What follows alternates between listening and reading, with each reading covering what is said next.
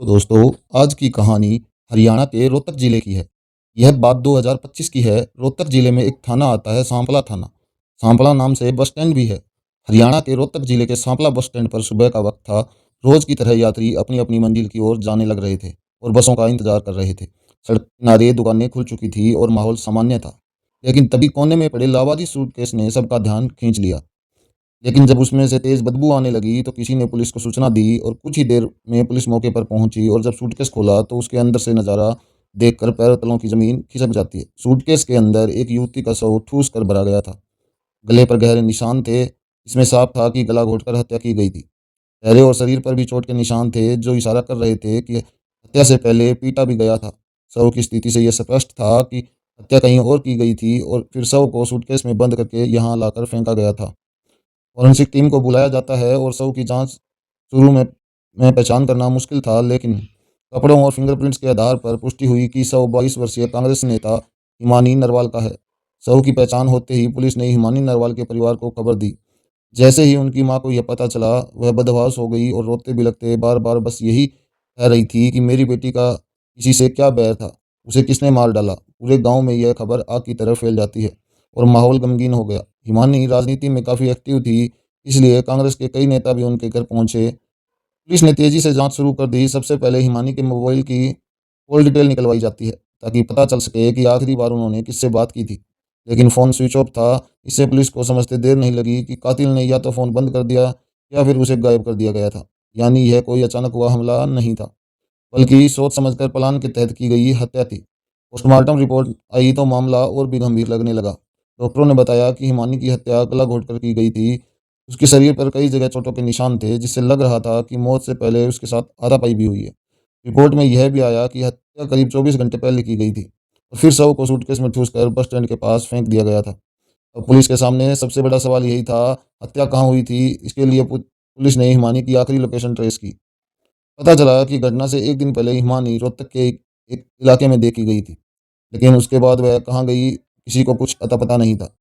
Police ने फौरन उस इलाके के सीसीटीवी फुटेज निकालने शुरू कर दिए ताकि यह पता चल सके कि हिमानी आखिरी बार किसके साथ थी, उन्हें कहाँ से लाया गया था। जैसे जैसे जांच आगे बढ़ी, पुलिस ने हिमानी के करीबी दोस्तों और कांग्रेस से जुड़े कुछ नेताओं से पूछताछ की। कुछ लोगों के बयान उलझे हुए थे, जिससे शक और भी गहरा जाता है। पुलिस अब दो एंगल पर ध्यान दे रही थी। एक तो क्या कि यह कोई पुरानी दुश्मनी हो सकती है, दूसरा या फिर कोई राजनीतिक साजिश थी। अब सबकी नज़रें पुलिस की अगली कार्रवाई पर थी। क्या जल्द ही कातिल का पता चलेगा? क्या सच में कोई राजनीति चाल चली जा रही थी? फिर इसके पीछे कोई निजी रंजिश थी? पुलिस जल्द ही इन सवालों को जवाब देने वाली थी।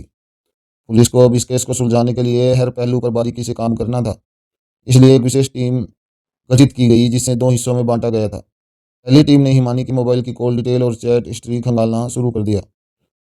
इसमें सबसे ज़्यादा बातचीत सचिन के नाम से एक युवक से की गई थी, जो हिमानी का करीबी दोस्त था। दिलचस्प बात यह थी कि घटना से कुछ घंटे पहले हिमानी और सचिन के बीच लंबी बातचीत हुई थी। इसके अलावा हिमानी ने घटना से पहले किसी को व्हाट्सएप पर फोटो भी भेजी थी। रात के 11:30 बजे एक संदिग्ध व्यक्ति काले रंग का एक सूटकेस लेकर आता हुआ दिखाई देता है। वह जल्दी में था और उसकी चाल से घबराहट साफ झलक रही थी। कुछ सेकंड तक इधर-उधर देखने के बाद उसने सूटकेस को एक कोने में रख दिया और तेज़ी से वहाँ से चला जाता है। पुलिस ने फुटेज को ज़ूम करके देखा तो शक हुआ और पुख्ता हो गया। व्यक्ति की कद-काठी सचिन से मिलती-जुलती थी। इसके अलावा उसने जिस गाड़ी से वह सफ़र किया था, उसका नंबर भी पुलिस को सीसीटीवी फुटेज में मिल गया। अब तक की जाँच में सचिन पुलिस के रडार पर सबसे बड़ा संदिग्ध बन चुका था। उसकी लोकेशन, कॉल डिटेल और सीसीटीवी फुटेज में उसने सभी उसके खिलाफ जा रहे थे। पुलिस के पास सचिन के खिलाफ पुख्ता सबूत थे, लेकिन वह वारदात के बाद से ही फरार था। उसके मोबाइल की आखिरी लोकेशन झज्जर में मिली थी, लेकिन वहां पहुंचने से पहले ही वह अपना फ़ोन बंद कर चुका था। अब पुलिस को एक ऐसे सुराग की ज़रूरत थी जिससे सचिन तक सीधे पहुंचा जा सके। यहीं पर पुलिस के मुखबिर नेटवर्क ने काम किया। पुलिस ने अपने खास मुखबिर को सचिन के दोस्तों और रिश्तेदारों पर नज़र रखने को कहा। कुछ घंटों बाद एक मुखबिर से खबर आई कि सचिन बहादुरगढ़ के एक लॉज में छिपा हुआ है और वहां से दिल्ली भागने की फिराक में है। गिरफ्तारी के बाद सचिन को रोहतक लाया गया। पहले तो वह पुलिस को गुमराह करने की कोशिश करता है, लेकिन जब सबूतों का पहाड़ उसके सामने रख दिया जाता है, सीसीटीवी फुटेज, कॉल डिटेल और मोबाइल लोकेशन, सब कुछ पुलिस दिखा देती है, तो उसने अपना जुर्म कबूल कर लिया। पहले सचिन से लंबी पूछताछ की, उसके बयानों को ध्यान में रखा गया और जब पुलिस को यकीन हो गया कि वह सच बोल रहा है, तब अगला कदम उठाया गया। सचिन के घर की तलाशी। पुलिस की एक टीम बहादुरगढ़ से उसके घर पहुंची। तलाशी के दौरान सचिन के कमरे में कई अहम सुराग मिले। अलमारी में रखे एक बैग में हिमानी के कुछ गहने बरामद हुए थे। सचिन को जेल भेज देने के बाद एक कहानी सामने आई। सचिन हरियाणा के कनौद गांव का रहने वाला था। वह पैसे से एक मोबाइल रिपेयरिंग शॉप चलाता था। कुछ साल पहले उसने दिल्ली के नागलोई में दुकान खोली थी, लेकिन बाद में वह वापस अपने गांव आकर वहीं काम करने लगा। सचिन अपने माता पिता से अलग रहता था और उसकी शादी हो चुकी थी। उसकी एक पत्नी और बच्चे भी थे, लेकिन उसके बावजूद उसका हिमानी से रिश्ता बन जाता है। हिमानी नरवाल हरियाणा के रोहतक की रहने वाली थी। वह कांग्रेस की युवा नेता थी और सामाजिक कार्यों में भी सक्रिय थी। उसकी छवि एक मजबूत और आत्मनिर्भर लड़की की थी जो अपने दम पर पहचान बनाना चाहती थी। हिमानी राजनीति में अपना करियर बनाना चाहती थी और इसके लिए वह लगातार मेहनत कर रही थी। परिवार की बात करें तो हिमानी एक संपन्न परिवार से थी। उसके माता पिता शिक्षित और प्रतिष्ठित थे। वह सोशल मीडिया पर भी काफ़ी एक्टिव रहती और अपनी तस्वीर विचार शेयर करती। करीब 1.5 साल पहले सचिन की मुलाकात सोशल मीडिया पर हिमानी से हुई। दोस्ती धीरे धीरे गहरी होती गई और वे एक दूसरे से मिलने लग जाते हैं। सचिन अक्सर हिमानी के रोहतक स्थित घर पर आता जाता है, वहीं रुकता था। पुलिस जांच में सामने आया कि दोनों के बीच शारीरिक संबंध भी थे। करीब 1.5 साल पहले सचिन और हिमानी की दोस्ती सोशल मीडिया पर हुई थी।